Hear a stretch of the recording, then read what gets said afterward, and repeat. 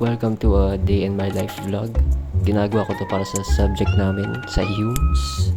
Basically, ang gagawin is i-record mo ang buong araw mo. In under like 10 minutes o over.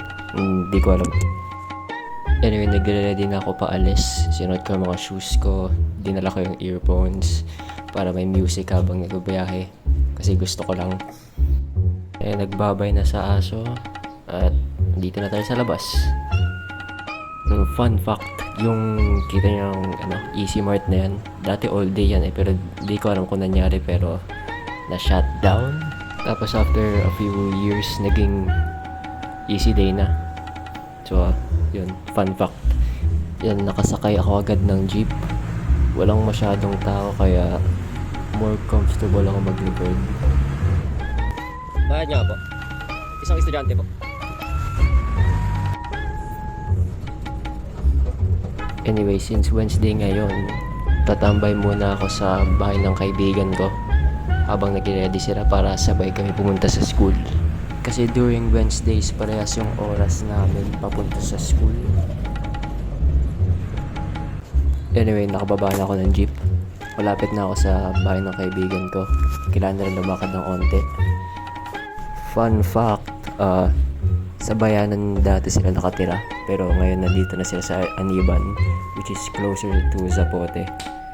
Pero unlike before sa bayanan, mas malapit sila sa amin kaya pwede ko lang lakadan.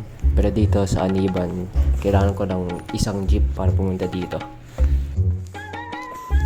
Ayan, malapit na tayo sa bahay nila. Konting lakad na lang. Excuse me. Pagdating ko sa bahay nila, tinry ko sila tawagin. Tao po.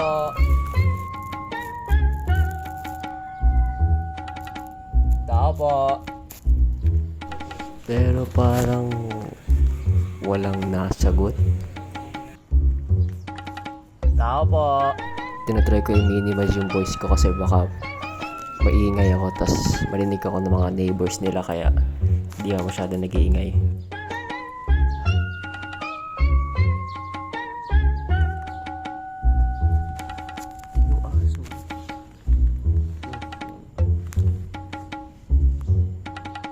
Habang tinatawag ko sila, may nakita akong pusa. Tinry ko siya tawagin pero hindi niya ako pinansin. Francis. After a few attempts, try ko lang siya tawagin. Kaso walang sumagot.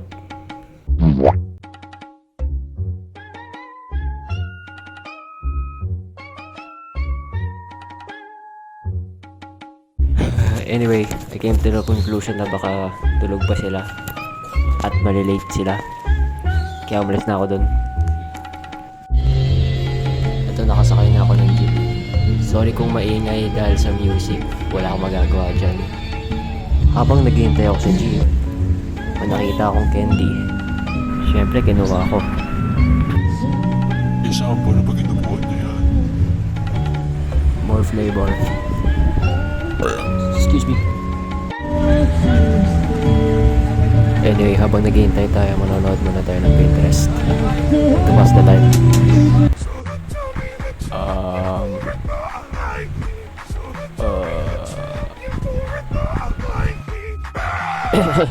Anyway, baka nagtatanong kayo kung ano yung Pinterest. Ginagamit ko lang ito panghanap ng drawing reference, mga magandang drawing, or funny videos. Basta is a place to search whatever you like or interests mo. Kaya tawag sa kanya Pinterest yata. Anyway, nakababa na ako. Habang naglalakad ako, nakita ko yung mga kaklase ko nakatambay lang sa labas. Ito sila.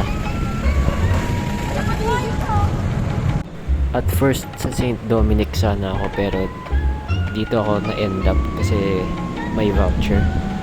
Pero okay lang naman kasi maganda naman din dito. Unsure ako at first kasi hindi naman siya mukhang school, parang mukhang apartment building. Pero nonetheless, masaya naman dito. May guard rin dito. Nag-check siya ng bag mo at kung nakasuot ka ng uniform. Yun yung mga kaklase ko. nakatambay pa rin. Opo, para po sa ano, project. Eto, nandito na tayo sa room namin. Yan, papunta na tayo sa room namin. Fun fact, yung room daw namin, 2 rooms combined. Di ko alam kung bakit, pero baka dahil sa sobrang daming students na enroll. Anyway, ito yung mga tropa ko. Yo. Daddy send. What? Meron ka na diary? Wala pa akong yung kahapon, day 7. What? Day 7? Kailan ba nag-start? Last Monday. Wala akong nagawa. Nag-edit ako ganun.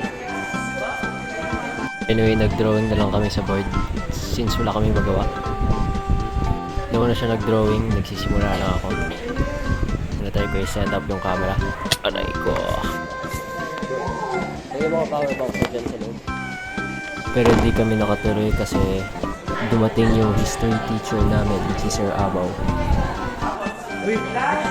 Last history po yan ha. Paano gagawin nyo ganito? Next. Okay. So, syempre, dapat nyo yung pag-usapan tayo sa video nyo, yung topic. Ngayon po, out of those 3 lessons na discuss natin, mamimili lang ng isang lesson doon. Di ba may PowerPoint naman po tayo? Okay.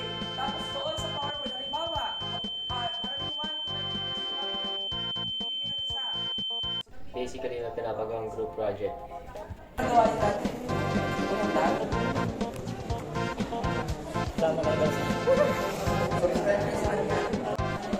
Anyway, kinain ko na yung candy na pinurot ko kanina sa jeep. Wala namang unnatural sa lasa, so baka safe. Hindi. I'm butter.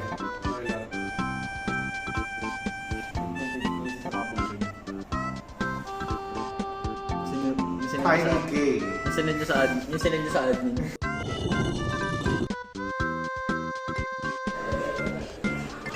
Nagparap sa sarili. Anyway, during break time, dinako nila yung piatos ko. Ay!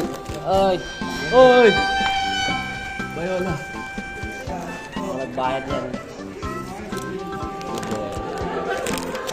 Ubus na. Di ba yun pa yan, no?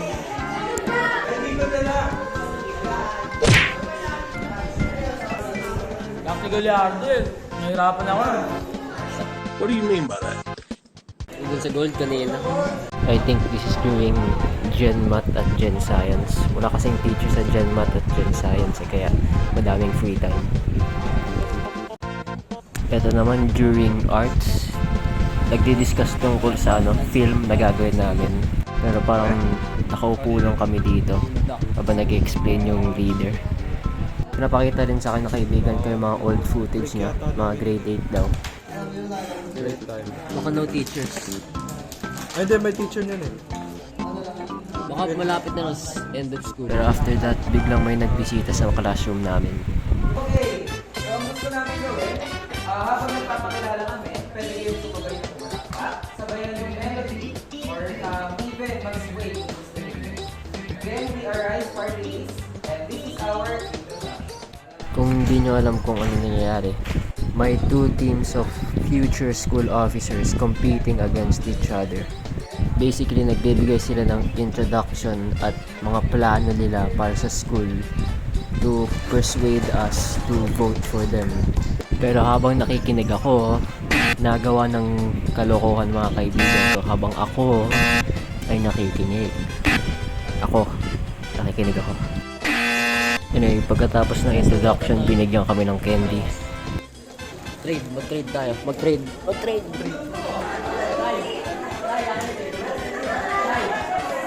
Uy!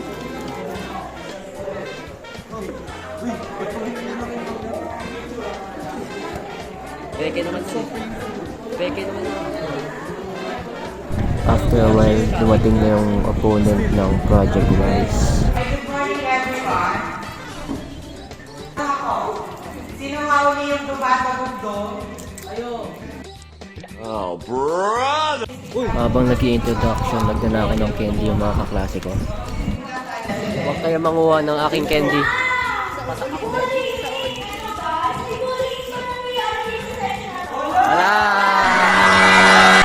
Anyway, kagaya ng Project Rice, yung Pintig, binigyan rin kami ng, ng candy.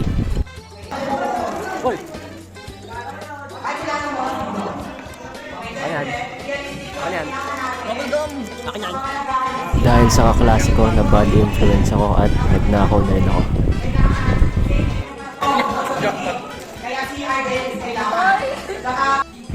Pagkatapos ng mga introduction, binigyan na yung mga grades namin sa summative test. Kaya may candy pa ako. Yung grades ko sa LCSD, hindi ganun kaganda kahit nag-review ako. Confident nga ako dito pero mali-mali ang sagot. Tapos di ko nalaman na yung letter C dapat pala nasa letter B. So na-mix up yung mga sagot. Pero overall, okay lang naman kasi yung history ko 24/30. So, goods naman. Anyway, malapit na mag-uwian kaya dinicide ko record yung mga kalokohan o mga last moments sa school. So, enjoy. Tsaka lobat na rin pala ako, sorry.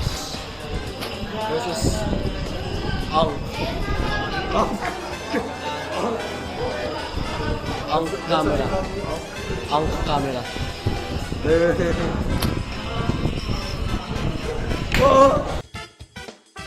Nawalan na ako ng footage kaya ito na lang ako nag-drone sa board galing sa camera ng kaibigan ko. Sorry, mukhang addict. Pero ito, nakauwi na ako. Sorry, nalobat yung cellphone. Kumain na rin ako ng dinner. Tuna na manghang. Masarap naman. Pupunta ako sa taas para magdalo or prayer meeting. Hindi ko alam kung paano i-explain pero parang religion namin. Kung nagtatanong kayo kung bakit sa bahay, parang yung prayer meeting namin parang online, parang online class or something. Hindi ko alam kung paano i-explain.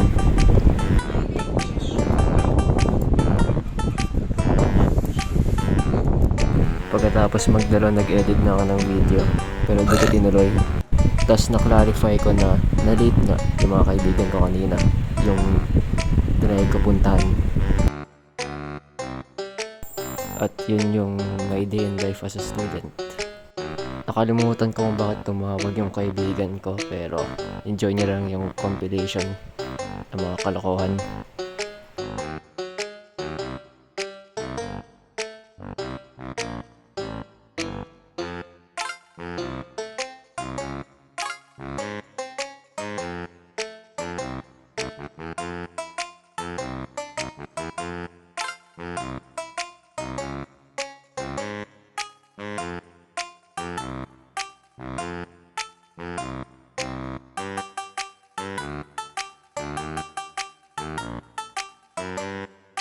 Pagkatapos na to, naglaro lang kami ng sandali tapos natulog na ako. Siyempre naglinis muna.